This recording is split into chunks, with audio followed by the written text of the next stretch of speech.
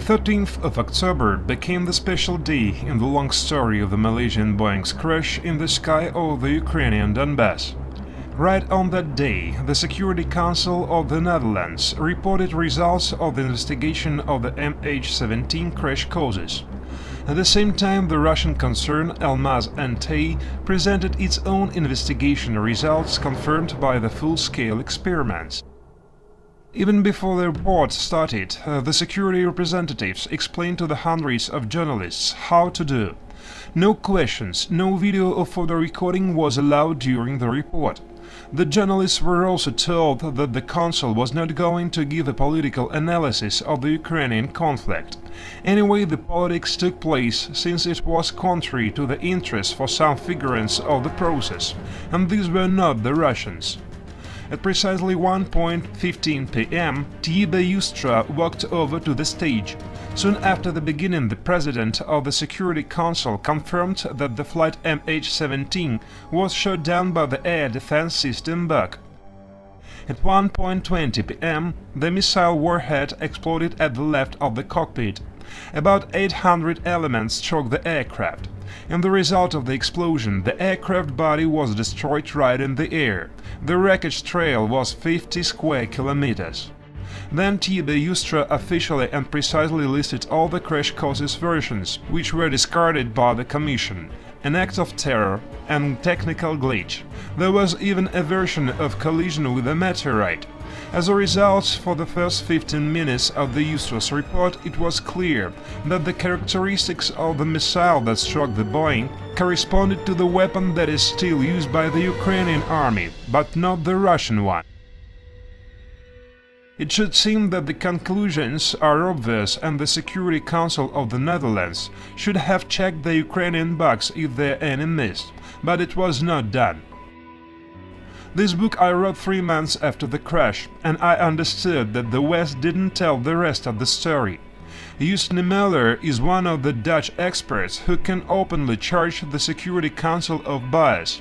Having learned the Commission report, he has assured once again that during the course of the investigation, the opinion of the Russians was ignored. The Commission was pressed from outside. They call it a Netherlands investigation, but de facto this is a Ukrainian investigation. The Commission was extremely pressed by Kiev. The most information has come from there. It can be explained by the numerous strange things during the investigation. For example, the Netherlands refused to start evacuating wreckage right away. They started gathering it only 4 months after the crash. Moreover, the last part of wreckage has been taken away only this autumn, and the main part of it is still in the Donbass fields. But the most awful thing is that the crash scene had been bombed by the Ukrainian artillery until the February of 2015. It should seem that by the unhurried process, the Boeing's body should have been reconstructed with an extreme precision, but the Netherlands experts has managed to reconstruct only the cockpit and a part of the business class. Why they were that negligent remains a mystery. Anyway, the ban for journalists asking for any details helped Tibe Yustra more than once. For example, when he said that for more than a year the expert hasn't managed to find out when an exact place the Buk missile was launched from. According to the calculations, the missile was launched from the area of 320 square kilometers. There were several simulations conducted by the Dutch, Ukrainian and Russian experts. Although the results of the simulation show a comparatively same geographical area, there should be more investigations to determine an exact place of the launch. Nevertheless, the same day in the Ukraine there were TV news with their own translation of what Yustra said. One of the most popular Ukrainian TV channel, Inter, reported that Tibe Yustra put all blame solely on the Donbass members of People's Volunteer Corps. Ракету запустили с территории подконтрольной пророссийским боевикам. Why Inter do that, or who could make them lie to the Ukrainian citizens, is unclear. Thus, it appears that during 16 months of the investigation, the Commission didn't manage to find an answer who pushed the button on the 17th of October in 2014. And it happened in the 21st century, when our planet is almost swept by the spy satellites. On the day of the crash, the United States cried across the world that they had images and intelligence, but these were still not given even to the Commission of the Security Council, what was frankly admitted by its president. It goes without saying that TB Justra has tight contacts with different special services, and of course he went to the United States for negotiations with the CIA to ask for the images, but the Americans said that they couldn't show them because they were their secrets of state. It's illogical. There is only one conclusion: this report is contrary to their interests. But what are these interests? Perhaps such kind of investigation can be explained by the fact that the Netherlands are afraid of taking the political responsibilities, because if they said that the missile was launched from the Ukrainian territory, then the United States and Europe has been supporting terrorists who stuck in the Kiev's government cabinets. I will never believe the conclusions of the Commission, the Western mass media and politicians. Let the Netherlands scream across the world that I am pro-Russian, that I am a Putinist, but still I didn't see any proof of the Russia's guilt. Max van den Werf has come to Donetsk for the second time. He's trying to understand the circumstances of the tragedy himself, and doing it becomes more and more difficult. But the Dutch journalist promises that soon he will present the results of his own investigation. In his opinion, it is not difficult to determine the place of missile launch. It just takes a wish. Of course, only one bug could shoot, so why do the Commission have three versions? It's just politics. It's clear that there was a reason why they decided not to find any witness. Nevertheless, there was a moment in the Commission's report when they had to put their foot down and to call those who were involved in the tragedy. One fact was obvious: the Ukraine that was responsible for the security of its airspace had not postponed any flight, although Kyiv knew that it was deadly dangerous to fly over that region at that moment. Every single one of those operators thought that it was safe. There was undeniable an armed conflict taking place on the ground, but above 32,000 feet, that is approximately 10 kilometers, the airspace was open to civil aviation. Nobody considered the possibility that civil aircraft at cruising altitude were at risk. But what are men's lives worth when it comes to big money? After the state upheaval, the Ukraine is deep in debt, and the transit flies brings them up to $200 million a year. But now they have to part with the money, because after the Commission's report, the relatives of the victims have all reasons to demand multi-million compensations from Kyiv. The Security Council Commission assured that there was a gross violation of flight safety. Recognition of this fact will help us in the European Court. I believe that this decision what the court was expecting for. And now there's our winning argument number one. I have just called the relatives of the victims, and they are pleased with the report results. On October the 13th, the relatives of 290 victims were gathered in this hotel in the center of Hague. They were the first people who knew the results of the investigation. The most important thing was that the people on MH17 died almost instantaneously.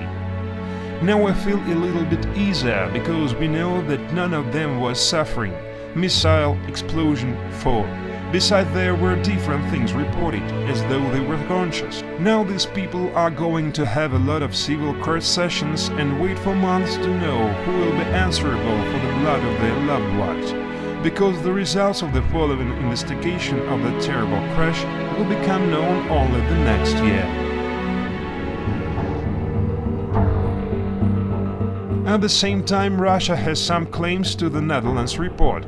Two large investigations, one goal, and such different approaches. It seems that all the experts agree that the Boeing was struck by the bug. But the question is who launched it, where from, and what modification it was. While the International Commission was trying to simulate the picture by pieces, the Russian experts had enough skills and facilities to conduct an unprecedented scale and gravity experiment for such investigation that has practically showed what had really happened to MH17 on that fatal day. Russia. Secret military training area near Nizhny Novgorod. This is the place where the book developers, the concern Almaz-Antey, that possesses an exclusive jurisdiction, has conducted an investigative experiment using the real missile and aircraft. Though the experts didn't manage to find a written-off Boeing, they used Il-86 that is similar in characteristics. And this is the book stuffed with thousands of damaged elements that fly with a speed of 2 km per second and give no chance neither to ground attack aircraft of a contender, nor to such a civilian aircraft. Among 14 million different variants of their position, the supercomputer has detected the only correct one. For the most accurate simulation, different coordinates of a possible location of the launch were considered. The village of Zaroshinskaya was the main version of the Russian experts, while the Ukrainians insisted on the place of Snezhnaya. From this point of view, the experts had to make 2 shots, and the cockpit of Il was kept for the final part of the experiment. For the beginning, they made a construction of iron shields in the form of fuselage and special catchers imitating the craft's engine, which was struck at first. The version that the missile was launched from Zaroshinskaya was confirmed. The left part of the craft, cockpit and the left engine were damaged, as well as in the case of the Malaysian Boeing. The second missile was exploded as if it was launched from Snezhnaya, and this time there was a real craft use. In this case the damages were radically different from those found on the crashed Boeing. The damaged elements didn't strike the left engine at all, but the main thing was that the holes didn't match those on the fuselage skin. That means that the Netherlands Commission report conclusions were completely contradicted. There are elements that have been cut off the IL's body. One can see specific holes that look like a butterfly. These are the holes that should be found on the Boeing's fuselage, but they are different. Therefore, all the claims to Russia and the Donbass members of People's Volunteer Corps turned out to be unreasonable. Since the holes on the Boeing skin are parallelepiped-like and they are similar to those that were used in the previous generation of the Buk missiles. The last missile of that type was produced in the times of the Soviet Union in 1986, and by the year 2011 there had been none of them used by the Russian army. They were all utilized. I'm a military-educated man, and it's impossible for me to imagine that an officer or a surgeon decided to use those old missiles. I explain my ideas. The missiles of such an old age happen to detonate themselves. Very seldom, but it does happen. Sometimes they detonate right on the unit. Just imagine, Almaz-Antey was so interested in the truth that went to unprecedented measures, and as soon as possible it made the secret documents of the book and the secret training areas open for the representatives of NATO. We proposed them to visit the territory of the concern or any other place in Russia if there were doubts in accuracy or reliability of the first experiment results, to get acquainted with the simulation course. We were ready to give them both methods and program of the experiments, and in other words, they would be supplied with all the technical documentation, but they confined themselves with just gratefulness and nothing more. As a result, the International Commission turned out to be interested neither Russian results nor follow-up examination. I declare under my sole responsibility that the Russian Commission absolutely disagree with the conclusions in the final report. They are fundamentally wrong. It seems that instead of a successive analysis, the Commission was trying to fit evidences to the predetermined version. The Russian experts' data in the Netherlands report were completely misrepresented and taken out of context. For example, open the page number 146. This is the most questionable part dedicated to a possible place of the missile launch. The report's authors, no doubt, hinted that at that moment there were pro-Russian militia groups and that it was confirmed by the Russian specialist. Here it is, written above the square, according to the calculations of Almaz-Antey. But as a matter of fact, nobody made such calculations, and if to correlate a place of launch and those who were there, then the simulations made in Russia indirectly indicate that it was done by the Ukrainian power structures. In contrast to the Netherlands Commission, which has escaped with idle talks but not with calculations, analysis and experiments, Almaz-Antey rests upon particular physical and chemical analysis, mathematical calculations and simulations. The experts showed what the formulas and simulations showed. The missile flew up from the southern side to the aircraft. It means that it was launched from the Ukrainian side, but the Commission said nothing of it. Another evidence of the Kyiv's army responsibility for the tragedy could be requested from the Donbas militia forces, the Ministry of Defense of the Donbas People's Republic.